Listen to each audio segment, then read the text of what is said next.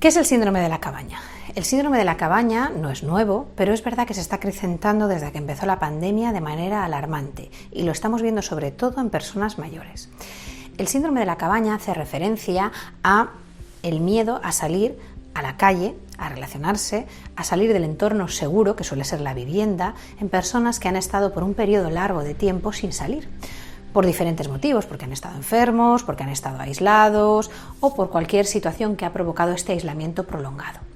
¿Qué sucede durante este aislamiento? En este caso lo vemos muy claramente, porque lo hemos sufrido todos, derivado de la situación de pandemia. Hemos estado aislados, seguros y cómodos en nuestra casa, algunos más que otros, pero desde luego respecto al contagio se reduce la sensación de peligro por el hecho de estar en casa. Las personas mayores, que son las que más miedo están teniendo porque obviamente son personas de riesgo y así se les ha transmitido y son muy conscientes, han prolongado todo lo que han podido, el no salir de casa, el relacionarse poco, el intentar que los hijos, por ejemplo, les lleven las compras a casa y no tener que ir ellos.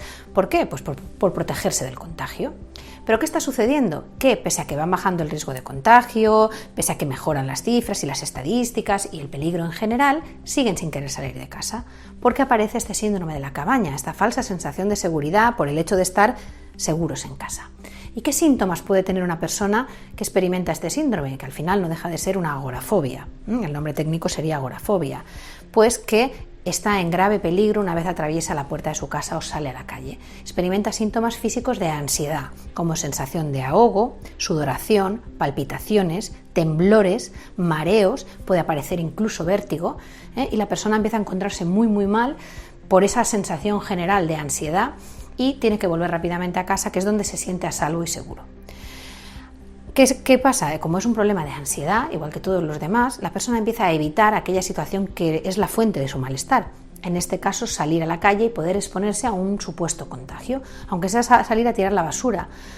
Se va magnificando y cronificando porque la tendencia natural del ser humano es, ante un síntoma que me provoca miedo o ansiedad, lo evito. Lo evito y eso me sirve temporalmente. Si yo empiezo a alterarme, a encontrarme mal cuando salgo a la calle porque pienso que me puedo contagiar, o ya ni siquiera hay un componente cognitivo, quizá no hay un miedo claro a nada, pero empiezo a sentir esas emociones corporales que son tan desagradables, ¿qué hago? Evitarlas. Vuelvo cuanto antes a mi casa, que es donde disminuye la ansiedad y me vuelvo a encontrar bien. Pero claro, estoy reforzando, estoy mandándole a mi cerebro el siguiente mensaje. Fuera, el exterior es peligroso. Te encuentras mal, empiezas a experimentar miedo, emociones, ansiedad, taquicardia y un montón de cosas desagradables cuando estás fuera, y estar en casa es un lugar seguro, lo cual es una distorsión de la realidad, sobre todo cuando no hay una causa que lo justifique, objetiva. Estaba claro que cuando había un riesgo elevado durante lo más duro de la pandemia no era irracional ese miedo, pero ahora las cosas están evolucionando y el miedo se mantiene, incluso personas que están vacunadas, incluso personas que han ya atravesado el COVID. ¿Por qué? Porque ya no es un miedo al contagio en sí, sino el miedo a las sensaciones y todas las emociones y sensaciones físicas que se sienten al salir de casa. Una cosa importante es, si se detecta que está apareciendo esto, y está apareciendo mucho en las personas mayores, es intentar sacarles de ese círculo de evitación, porque si no todavía se va a ir acrecentando cada vez más el problema, consolidando y cronificando.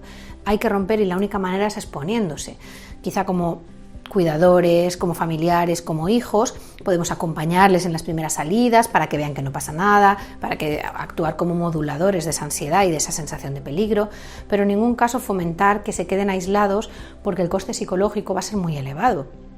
Y porque al final no van a temer, como decía, el riesgo de contagio, sino la inseguridad y todas las emociones que conlleva el exponerse a una situación que han estado evitando experimentar durante mucho tiempo.